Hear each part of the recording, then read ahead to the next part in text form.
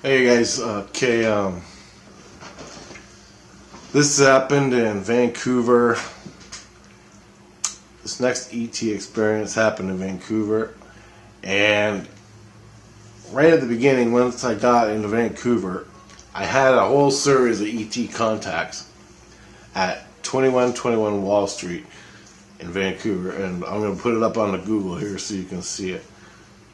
But anyway, and it was a crap hole apartment, really bad, in a bad neighborhood too. But it's Vancouver and it's nice. Anyway, we were living in there. I had a bunch of ET contacts, small little ones, but there was a bunch that happened that were huge, and had verification with my sister, a whole bunch of things, and I'm gonna start pumping them out right now. And I'm going to try to put Google stuff in there so you guys can see what's going on. And it's pretty cool. Pretty exciting stuff. Fascinating to me anyway. So I was living with my buddy. And we had traveled from Ontario 3 months, going across Canada, seeing from the Northwest Territories, Yukon, Manitoba, Saskatchewan, Alberta, BC. All of it. For 3 months. We landed in Vancouver. We're living at 2121 Wall Street now, and the ETs. As soon as we got settled, the ETs started coming back, hitting me hard.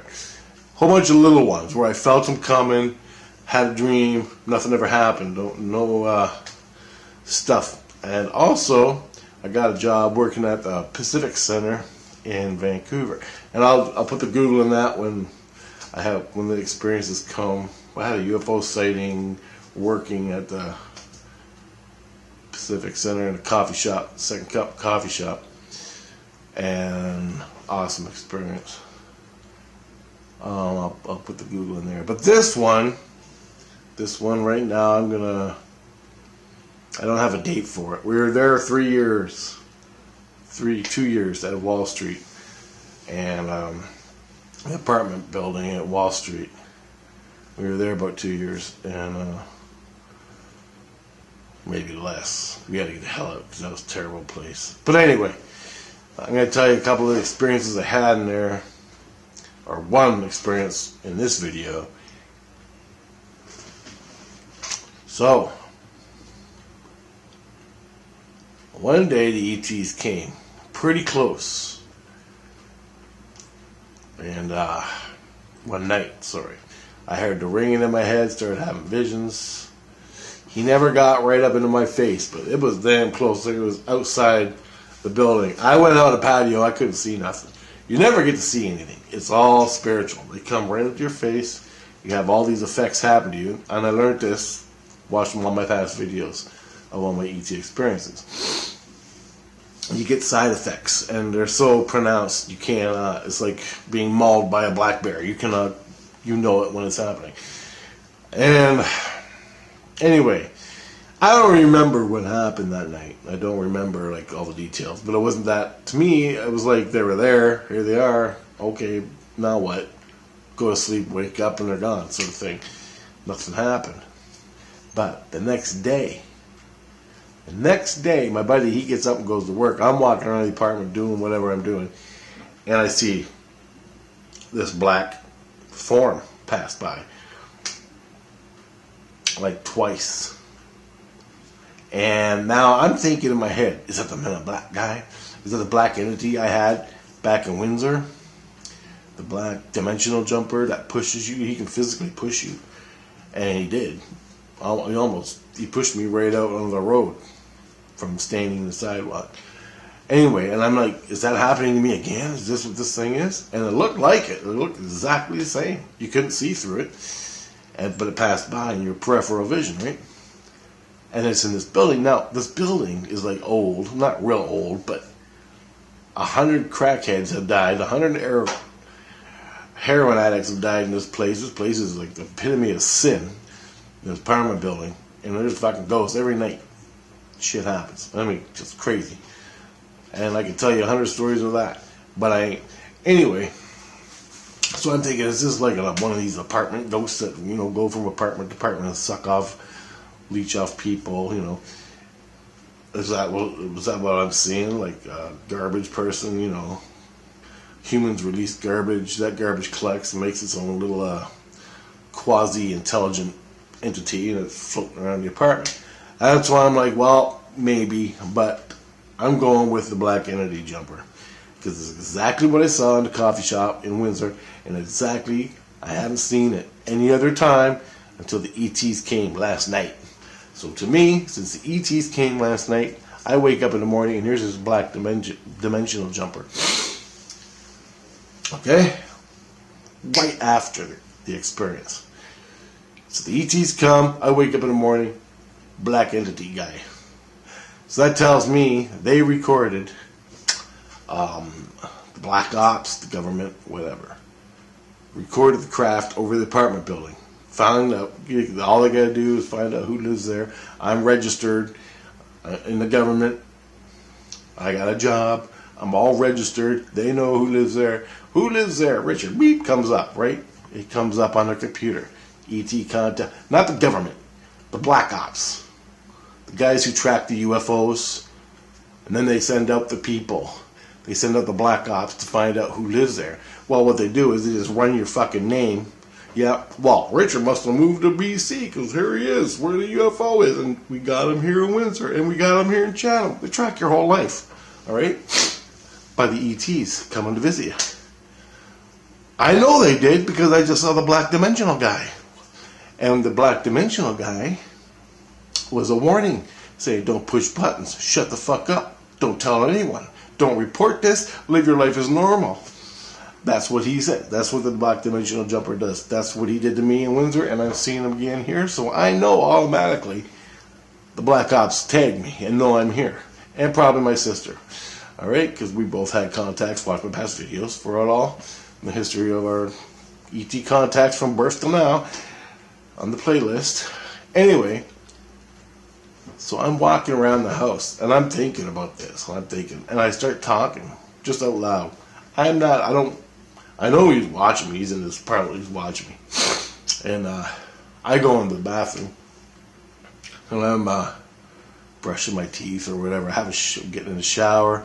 And at one point, I'm in the bathroom. And I had the door closed. And I'm just out talking. I'm like, you ain't real. You're just a figment of my imagination. You ain't real. Whatever you did to me in Windsor was just a bunch of shit. And I'm yelling at him, and I said a bunch of stuff like that, just bitching at, because you know you're feeling like you're being hunted, and this goddamn thing's got the advantage over you. He can appear out of nowhere. He can do anything he wants to you. Imagine this: he puts his hand in your head and manifests. You're dead. Reaches in your heart, reaches in your body, manifests. You're dead. That, in my head, drives me fucking bananas. To have something more powerful than you that can kill you in an instant and you don't even see it coming. You can't. Drives me nuts. I hate it. And to me, he's the black ops. He's a black entity. He's the black ops. He's their dog. I don't know the full details of this. It's all fear-based. And I'm fucking running with fear, okay? You cannot help it. It keeps you alive, man. At some point, it keeps you alive. But you go through the fear process, then you look at it, and you add up. And you use your inner light and your heart, and you add it all up, and you say, okay, well, he's done this, my heart says this, so we'll play with that game, you know? We'll feel it out, we'll see where it goes. But in the moment, I'm in the bathroom bitching at this fucking thing. I'm going, you ain't real, you ain't Neil, I don't even know what you are, but you ain't fucking real, you get the hell out of my life. And I go, you ain't nothing but a sphincter, right? I go, you ain't nothing but a fucking sphincter. And I'm in the shower, having a shower, and all of a sudden I hear on my bathroom wall, and I wasn't screaming loud, like other people in the building couldn't hear me. Nobody else was in my apartment. The fucking door went, wow, I fucking pounded. And I'm like, ooh, I got cold chills. I threw a towel around me. I'm like freaking out. I mean, okay. It hit the door like a fucking sound of a car coming in. That's how loud it was. Blew me away. Scared the hell out of me. And I'm like, oh, better shut up. So I went up to the door.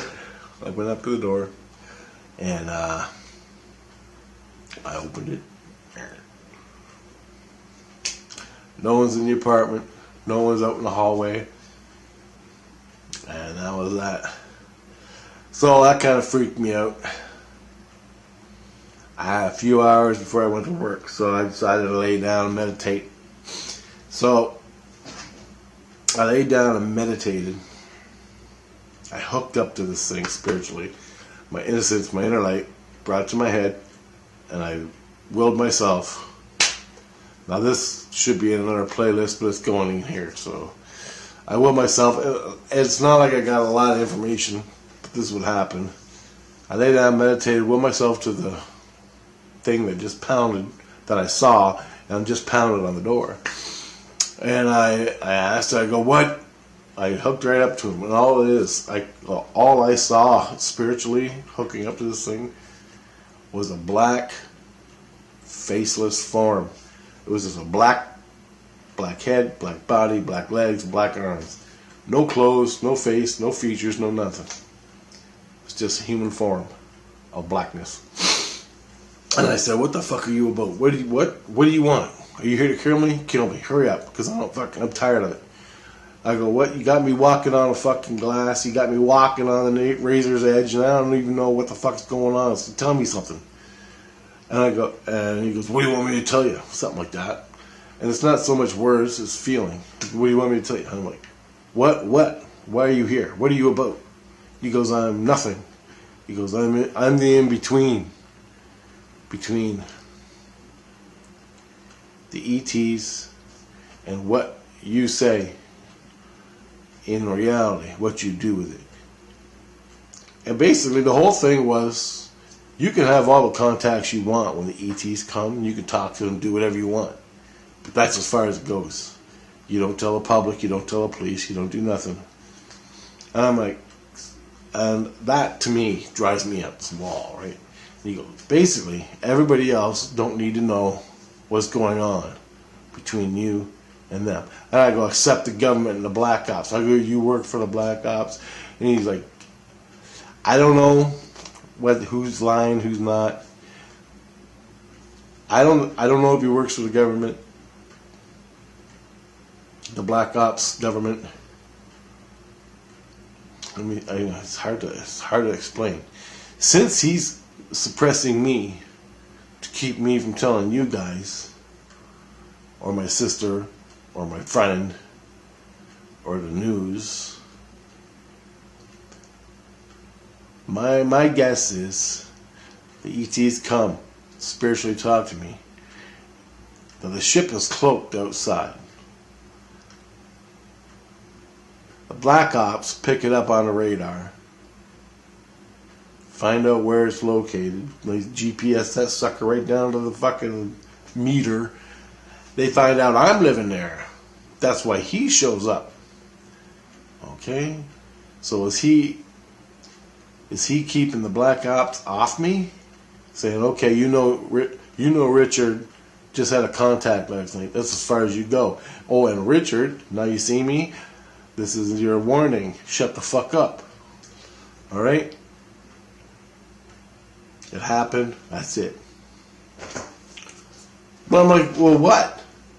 Oh, I'm sitting here with 100 fucking questions about what happened. Okay, the ET came and saw me. I don't know what the fuck he talked about. No questions. Just a bunch of trauma. But I know the black ops come. They tag the place. They tag the craft. They tag me. So I don't know, man. And then basically that's what he said. He's neutral. He's there to keep the peace. You don't, and he basically warned you. You don't fucking say nothing. Now what he does with the black ops, I have no fucking clue. All I know is what he's doing to me, which is shut the fuck up. It's unbelievable, man. And then that was the ET contact I had in Vancouver, one of the first big ones. It drives me nuts. Drives me nuts. That happens. And you're left with more questions, no answers. Not really. Not really. You know, and then I tell this story to you guys. And unless you had experiences that you can relate, you think I'm fucking nuts. But it ain't. I ain't. It's just the way it is, man. I don't know what to say. But anyway, that's one of my first ET experiences in 2121 Wall Street in Vancouver.